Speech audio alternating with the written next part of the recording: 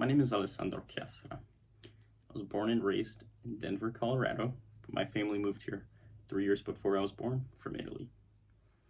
I've been on my self-improvement journey for over 4 years now, and I kind of want to share some of my story with you today to hopefully inspire you to start your journey or to continue on your journey.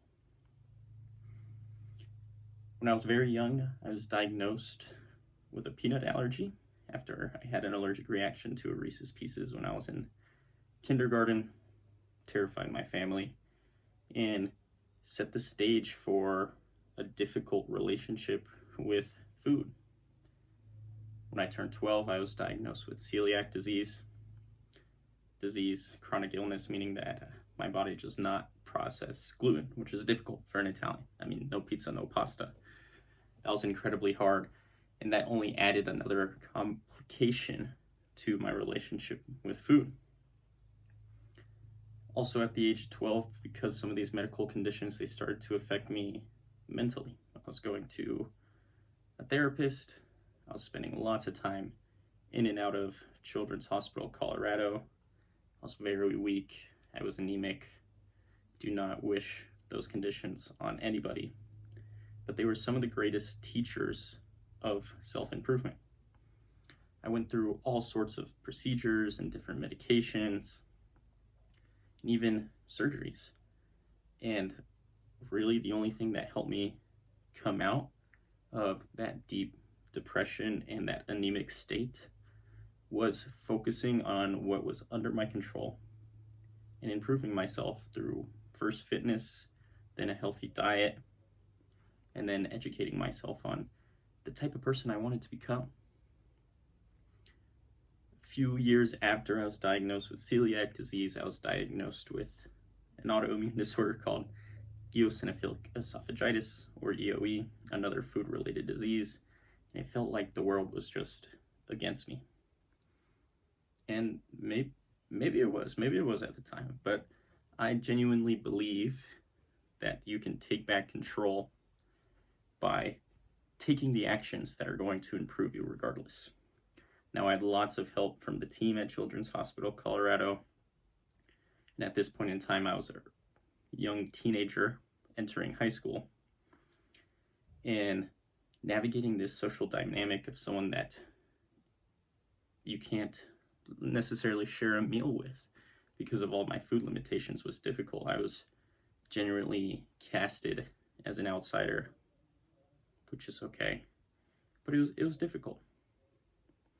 Throughout this time in high school, my earlier years was just difficult for me mentally. And I remember my junior year of high school. I was enrolled in a class called the Theory of Knowledge class. I was fortunate enough that my parents enrolled me into the IB program, basically an accelerated learning program. And the Theory of Knowledge class was a philosophy class. This was my first introduction to some of the Stoics. We first learned about Plato, who wasn't necessarily a Stoic, but was in that realm of ancient philosophy. And this really sparked my interest. It was like the understanding of, why do I think this way? What is the truth? What is my truth? And as I started to continue down this rabbit hole, and it was a slow process. I took this class when I was 17, and it wasn't until 18 or 19 that I was ordering every ancient philosophy book I could off of Amazon. But once I started reading these philosophy books, especially Marcus Aurelius' Meditations, I learned I wasn't the only person trying to navigate this world, and other people had other setbacks. That was such a huge lesson I learned in the hospital, was seeing kids on ventilators and wheelchairs, missing limbs, deformations, all sorts of ailments that were completely different than mine and potentially even more debilitating, and I'm sure they felt similar or even worse than I did.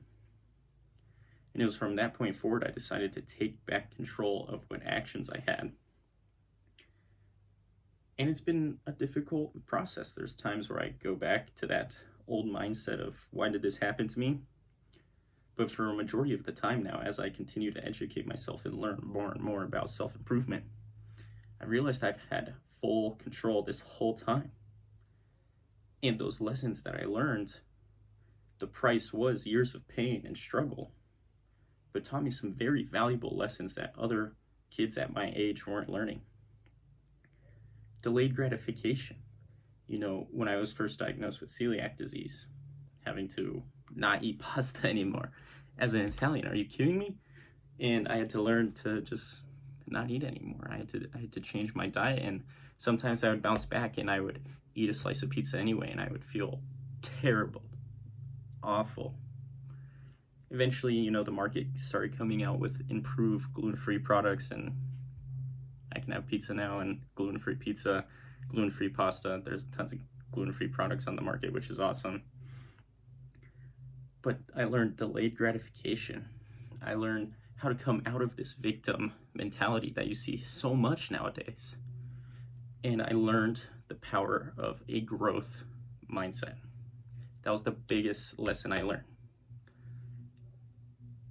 No one was against me. It was just me. I was self-sabotaging by staying in this depressive state.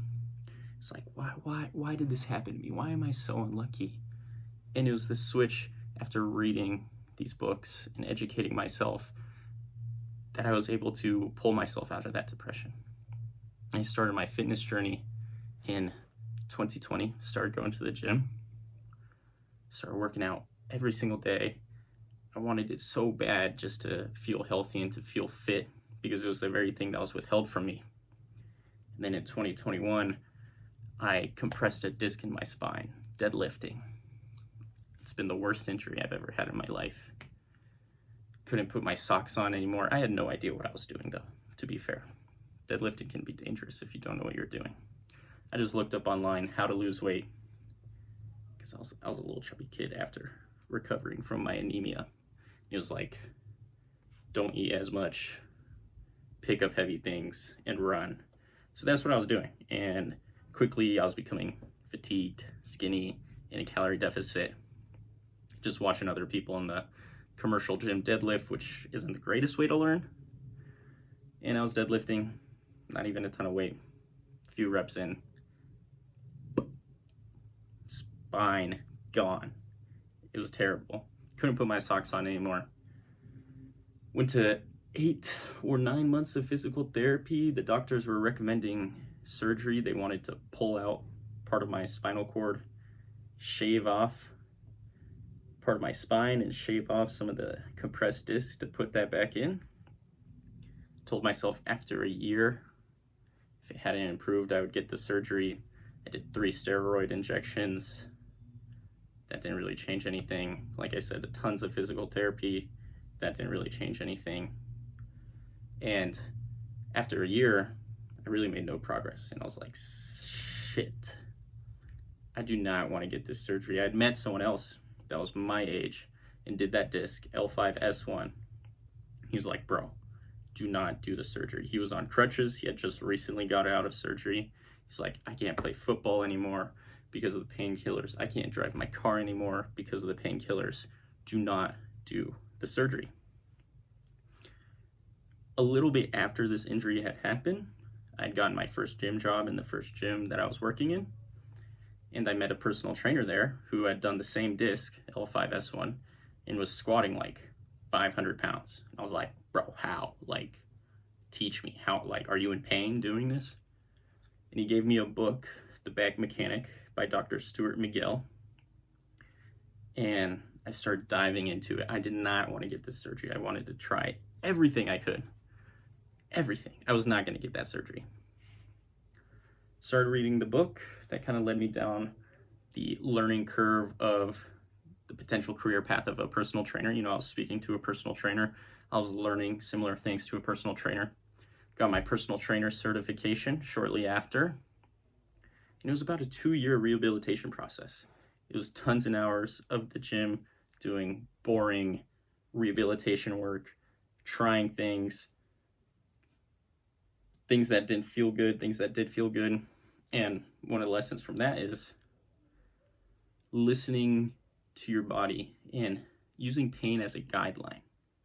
You didn't want to push through pain, but you wanted to use pain as a guideline. So if you were approaching a range of motion that was painful, you didn't want to stay in that range of motion, but you wanted to ride that fine line of too much and too little. Slowly but surely, I started making progress. I was able to touch my toes again. Then I was able to get my palms to the floor. I got more personal trainer certifications. I started helping other people with back injuries as well. And it became this really fulfilling journey of being able to help other people with something that had personally affected me. And at this point, I was obsessed with the human body, anatomy, learning how to improve myself, learning how to improve my fitness, mostly.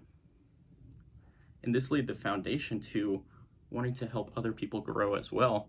And as you help other people grow, you learn yourself. The greatest teacher is teaching someone else. If you are able to simplify what you have learned in a way that you can teach someone else effectively, then you have demonstrated a proper understanding of the concept you're trying to wrap your head around. And for me, that was personal training. I bounced around a few different gyms, teaching people, helping people with their back. Eventually worked with over 100 clients, which is awesome.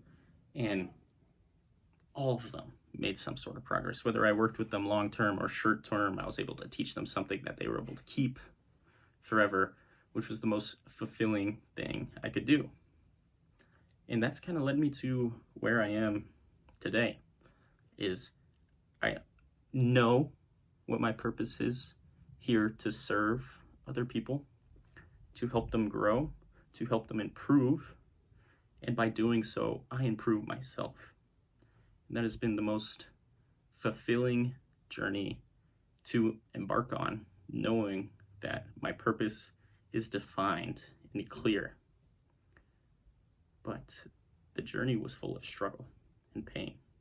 And that is difficult. I wouldn't wish it on anyone, but it taught me the lessons I needed to know in order to become the person I am today. And for that reason, I'm eternally grateful for those lessons. And if there's one thing that I can leave you with today, is that it's going to get better if you take the action. You are in full control of your path, but you have to put one foot in the front of the other and continue to walk the path.